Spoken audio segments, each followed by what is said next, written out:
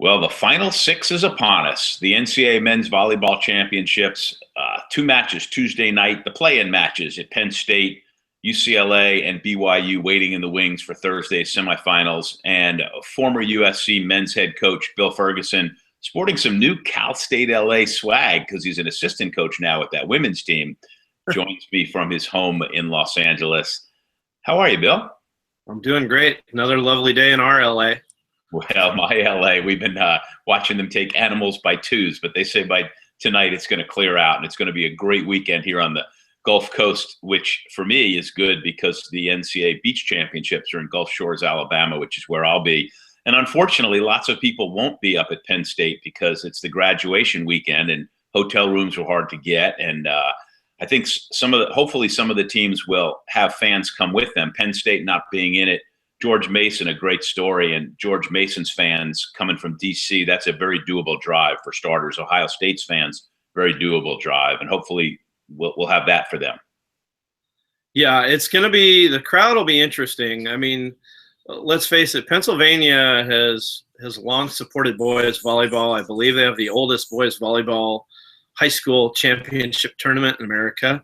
So there should be some decent amount of fans there. Now, I don't know if the absence of Penn State, I don't know what percentage that will affect attendance, but, that state can support boys and men's volleyball. So I'd be real interested. I really hope most of the volleyball fans in the state of Pennsylvania get there because there'll be some great volleyball with some great schools. And, you got 6 great college teams going at it, and it's good for young volleyball players to see the game played at its highest level.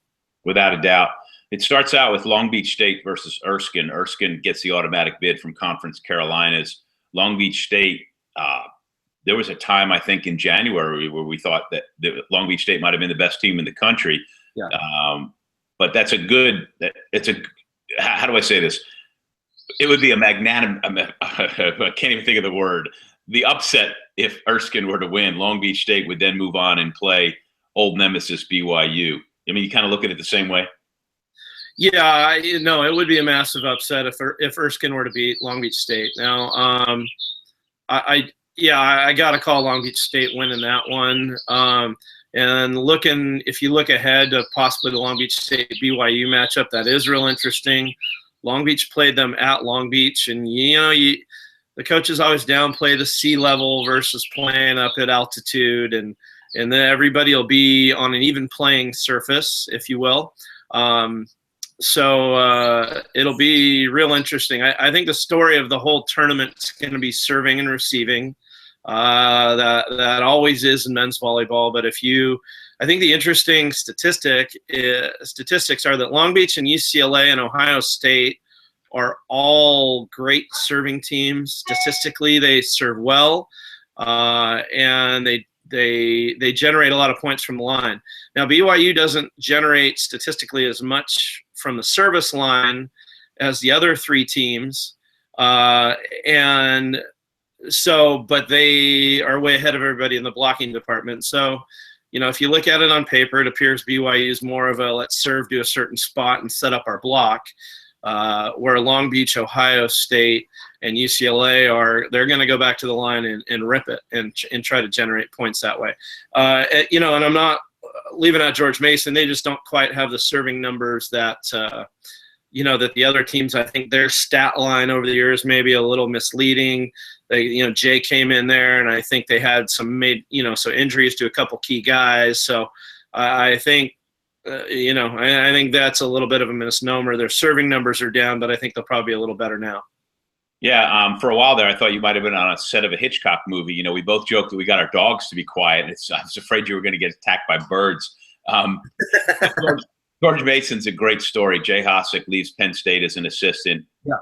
George Mason to the EIVA championship and returns to Penn State not only to win the EIVA championship, but there this week for the NCAA, but plays another team, Ohio State, that was also one of those that we thought at one time or another was the best team in the country.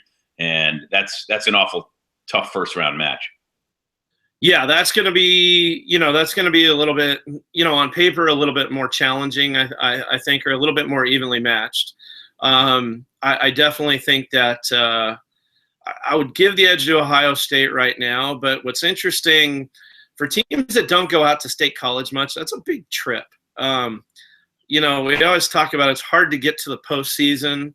Well, now it's even harder because you got to travel to state college. So, you're either looking at your team going on like 4 different flights to get into the airport at State College. It's a smaller airport. They don't have the big major airliners that land there. Or you're going to land someplace a couple hours away and bus in. So you got Mason and you got Ohio State that are actually used to playing at State College. They do it every year, if not maybe a couple times a year. They're probably busing in, I would think. I mean, from Columbus to Penn State, I wouldn't think you would fly. I mean, maybe they did, but, Yeah, no, I actually saw their team tweet that they were busing I think the bus left either this morning or yesterday morning. I don't have my dates correct, but so they're used to it.